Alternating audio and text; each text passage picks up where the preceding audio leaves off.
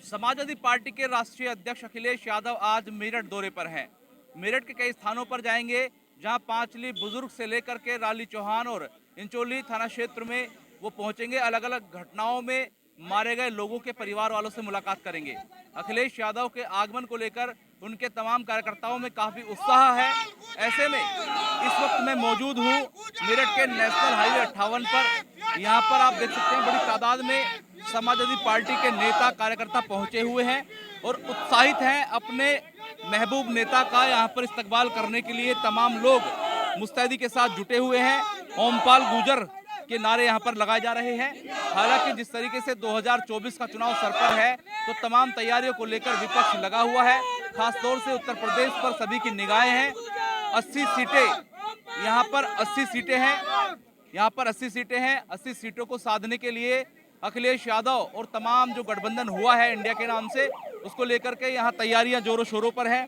Sir, Akhilesh Yadav तो पहले भी आते रहे हैं, लेकिन इतना उत्साह इस बार क्या लग रहा है आपको? नहीं, ऐसा नहीं है। माननीय हमारे राष्ट्रीय अध्यक्ष जी जब भी मेरठ आगमन होता है तो उत्साह इतना ही रहता है सभी कार्यकर्ताओं और नेताओं में। अच्छा, अपना पहले पूरा परिचय दीजिए और जिस जगह मौजूद हैं आप इस्तकबाल करने के लिए खड़े हैं यहाँ पर अपने महबूब नेता का, क्या क्या प्रोग्राम है, परिचय के बाद बताइए, फिर बात करते हैं। मेरा नाम ओमपाल गुजर है और मैं समाजवादी पार्टी का कार्यकर्ता हूँ। आज हमारे राष्ट्रीय अध्यक्ष माननीय अखिलेश यादव जी का मेरठ आगमन है। जो दो बड़ी दुर्घटनाएं मेरठ में हुई हैं, राली चौहान में जो कांवड़ यात्रियों के साथ, और जो गांव अपना धनपुर में है, वहाँ पे जो गाजियाबाद में रोड एक्सीडेंट में मौत हुई है। एक हमारे सब साथी हैं, उनके बहन की शादी थी, उसमें माननीय राष्ट्रीय अध्यक्ष जी को आना था, लेकिन किसी कारणवश 20 तारीख में नहीं आए। आज उनका आगमन हो रहा है। समाजवादी के प्रत्येक कार्यकर्ता में पूरा जोश और उत्साह है अपने राष्ट्रीय अध्यक्ष जी का स्वागत करने के लिए। देखिए, इस वक्त तमाम लोग अब देखेंगे बड़ी तादाद में यहाँ पर समाजवादी पार्टी के कार्यकर्ता नेता मौजूद हैं। अपने महबूब नेता अखिलेश यादव के इस्तकबाल के लिए यहाँ मौजूद हैं। अखिलेश यादव 3 स्थानों पर मेरठ पहुंचेंगे और 2 बजे के बाद यहाँ से निकल जाएंगे। लेकिन जिस तरीके से विपक्ष मजबूत हो रहा है, आगामी 2024 के चुनाव को लेकर तैयारी चल रही है, उसको लेकर भी काफी उत्साह लोगों में नजर आ रहा है। खासतौर से समाजवादी पार्टी इस उत्साह में शामिल है, क्योंकि गठबंधन तो लोकदल का भी है, समाजवादी पार्टी का है, नीतीश कुमार की पार्टी का, 23 ऐसी पार्टियां हैं। लेकिन उत्तर प्रदेश पर सबकी निगाहें टिकी हुई है। उत्तर प्रदेश में किस तरीके से अखिलेश यादव की पार्टी काम करेगी 24 के चुनाव में, ये भी देखना होगा। लेकिन जिस तरीके से 22 के चुनाव में अखिलेश यादव ने एक तरीके से परचम लहराया और वोट बैंक बढ़ा, उसको लेकर भी यहाँ पर तैयारियां हैं। लेकिन सर, अब ये बताइए, जिस तरीके से गठबंधन हुआ है, विपक्ष इकट्ठा हुआ है, इंडिया नाम से एक आपने समूह एक तरीके से बना दिया है, ब्रांड बना दिया है, तो क्या लगता है 24 के चुनाव में कितना फर्क मान रहे हैं और क्या मोदी को हटा पाएंगे आप? देखो, ये तो आने वाला समय बताएगा, लेकिन मैं ये जरूर कह सकता हूँ कि अब की बार गठबंधन और गठबंधन के जितने भी सहयोगी दल हैं, अपनी पूरी ताकत के साथ पूरा प्रयास रहेगा कि अब की बार जो है 2024 में मोदी जो है सेंट्रल गवर्नमेंट से अब हट जाएंगे अब। तो लेकिन अब ये लोग, तमाम जो लोग हैं आपके कार्यकर्ता नहीं, जो तमाम आमजन हैं, वो ये पूछ रहे हैं कि अगला प्रधानमंत्री कौन होगा, चेहरा कौन होगा। अभी तक इस पर रणनीति ना तो बनी है, ना ही कोई मैसेज अभी जनता के बीच पहुंचा है। तो आपको क्या लगता है, आपके हिसाब से कौन होना चाहिए? देखो, एक मिनट, मेरा इसमें ये कहना है, ये सवाल जो पैदा करा हुआ है, ये मीडिया का पैदा करा हुआ सवाल है। कौन प्रधानमंत्री का चेहरा होगा, कौन प्रधानमंत्री होगा, ये चुनाव का जो रिजल्ट है उससे पहले बताना संभव नहीं है। नहीं, अभी बताइए सर, विपक्ष जो आपका विपक्ष है, जो इस समय सत्ताधारी पार्टियां हैं, वो तो पूछेंगे ही।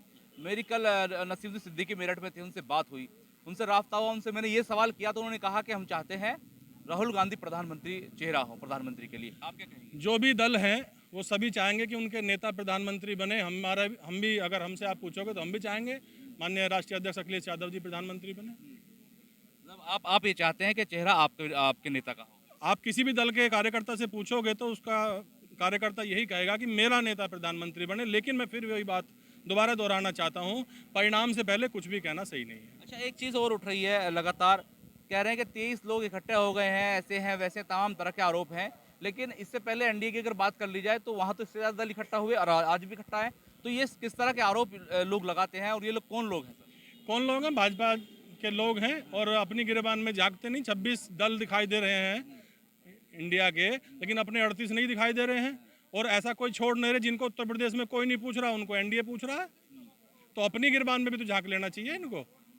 और अगर इतने ही मजबूत हैं तो क्या जरूरत है सबको लेने की अपने साथ में। मोदी जी ने नारा दिया था एक अकेला सब पे भारी, फिर आ जाइए, आप आ जाइए, आ जाइए, आ जाइए, आ जाइए। चाचा क्या नाम है आपका? हाजी सलाउद्दीन अंसारी। अंसारी साहब, ये बताइए, आपने इंडिया बनाया है समाजवादी पार्टी के साथ मिलकर, हैं? आरोप ये लग रहे हैं कि 23, 24, 26 लोग इकट्ठा हो गए हैं, जो सत्ताधारी पार्टियां हैं उनके पास भी काफी गठबंधन की जो पार्टियां मौजूद हैं। आप क्या कहना चाह रहे थे, बताइए। सबसे पहले तो सन 76 में जो सरकार बनी थी उसमें भी एक गठबंधन बना था मिसेज इंदिरा गांधी के खिलाफ। इंदिरा गांधी चौपट हो गई थी, वही गठबंधन अब बना है माननीय मोदी जी के खिलाफ, अब भी चौपट होगा। रहा सवाल नाम चेहरे का, देखिए चेहरा तो 77 में भी नहीं आया था किसी का भी, और अटल बिहारी वो क्या कहते हैं मोरारजी देसाई प्राइम मिनिस्टर बने थे गठबंधन से, अब भी इन 26 में से ही बनेगा। लेकिन पहले नाम देना ये ठीक नहीं है। ये बीजेपी वाले तोड़फोड़ चाहते हैं नाम खुलवा के नाम खुला और इन 26 में तोड़फोड़ हुई, ये बीजेपी का प्लान है। अच्छा, बीजेपी का प्लान है। चाचा आप आइए, अब जमीन से जुड़े लोग हैं, मैं आपसे इसलिए बात कर रहा हूँ कि ग्राउंड की जो बात आप बता देंगे शायद नेता लोग ना बता पाएं, तो थोड़ा सा साइड को हो जाते हैं, क्योंकि नेशनल हाईवे 58 है, ऐसे में कोई बात ना हो जाए, कोई घटना ना हो जाए, एहतियात रखना चाहिए। चाचा क्या नाम है आपका? जगबीर। जगवीर जी, ये बताइए, आपके प्रिय नेता आ रहे हैं, 24 की तैयारी भी चल रही है, सर पर है, तो क्या मान रहे हैं सर, कैसे हटाएंगे नरेंद्र मोदी को, और उसके चेहरे का जिस तरीके से हिंदुस्तान के अंदर ब्रांड बन चुका है, तो कैसे फेस करेंगे? देखो नरेंद्र मोदी को तो हटाने की बात यह है, वो तो अपने आप ही हटे पड़े हैं। महंगाई को देख लो, बेरोजगारी को देख लो, और लड़कियों की गैल जो अत्याचार हो रहे हैं, हमारी बहन है बेटी है उनके साथ जो अत्याचार हो रहे हैं, तो किसी भी चीज़ पे देख लो कहीं बोलते ही नहीं है भाई। आज एक बात बताओ, इन्होंने नारा दिया था, इनका नारा था बेटी बचाओ बेटी पढ़ाओ, आज क्या है? बेटियों की इज्जत कहाँ है बताइए? बेरोजगारी कहाँ है? महंगाई कहाँ है? एक मुद्दा थोड़ा ही है, इनके तो बहुत मुद्दे, सैकड़ों मुद्दे हैं।